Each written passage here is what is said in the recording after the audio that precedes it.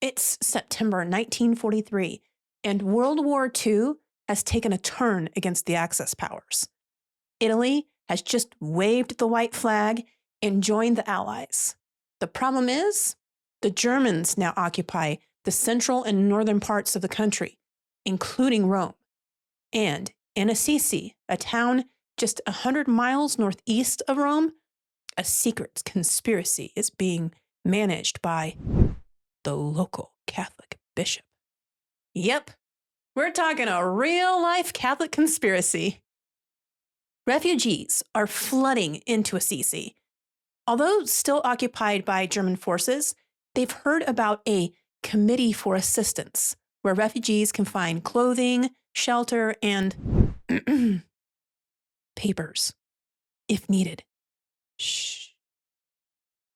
Bishop Nicolini runs the committee from his home, and his trusted friend, Father Aldo Brunacci, known as Don Aldo, is taking a lot of risk to help people obtain new identities. This paperwork is essential to be able to obtain rations and just live out in the open. Don Aldo would be shown a letter from the Vatican that Bishop Nicolini received. According to the book, 3 Heroes of Assisi, the letter said, "We have to organize ourselves to help those who are being persecuted, especially the Jews. This is the desire of the Holy Father, Pope Pius XII. Everything must be done with the greatest secrecy and prudence. Not even the priests must know anything about this." Yep, this conspiracy goes all the way up to the Vatican. The bishop wanted Don Aldo's help. They, with a small group of trusted collaborators, would create more false identities and provide them to the hundreds of Jewish refugees that had come into Assisi. But it didn't end there. There were family heirlooms and valuables that the German police would have loved to get their hands on. When a family would bring items like this in, they would tear a hole in the wall, put the valuables in, and patch it back up. When the family was ready to leave, usually with the fake identities provided by the network to, get them out of dangerous territory, they would need to return these valuables. So they would tear a hole in the wall, take the valuables out, and then patch it up again. They didn't trust other workers to do this job, so Bishop Nicolini and Don Aldo would work the nights away, one holding a pickaxe or a trowel, and the other a lantern. But it didn't end there. There was a Jewish family from Belgium that were staying in Assisi since the beginning of the war and were registered as Jews. Now that the town was occupied by the Germans police wanted to collect this family. Since they were registered, fake papers wouldn't cut it. So, a cloistered group of nuns agreed to take them in. For those of you who don't know, a cloistered convent is a community that lives separated from the outside world, spending much of their time in prayer. This particular community was especially rigid and didn't allow their nuns to even be seen by males except through a screen for confession. It's the perfect hiding place. So, with the bishop's permission, they made an exception for who could stay in the convent and took this family in. Eventually, both Bishop Nicolini and Father Brunacci would be arrested.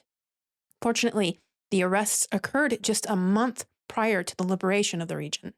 But it didn't even end there. Earlier, I mentioned a book called 3 Heroes of Assisi. Bishop Nicolini makes one, Don Aldo two, but who is the third? This might blow your mind. Are you ready?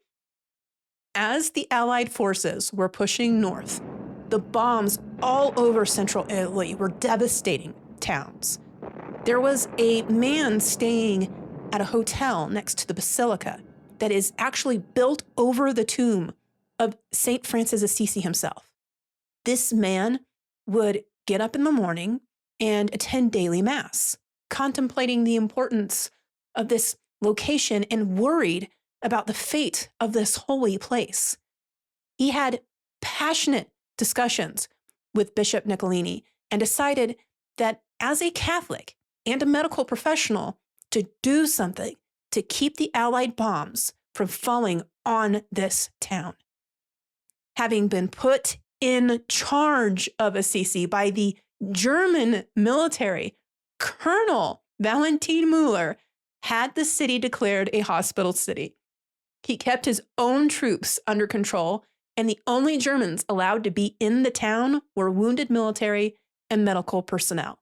Yep, this conspiracy involves a German colonel, although he might not have known the extent of what was actually happening. That said, when he returned to Assisi in 1950, he would be given a hero's welcome. In the end, the Assisi Network, as it would be called, was credited for saving around 300 Jewish people. This story doesn't get a lot of attention outside of Italy, and it's so fascinating and incredible. I cannot fathom why that is. I would love to see more light shed on this kind of Catholic conspiracy. So please, feel free to share this episode. This video marks the end of my Catholicism and World War II series, for now. You can watch the other videos in this nifty little playlist I created right here. St. Francis Assisi, pray for us.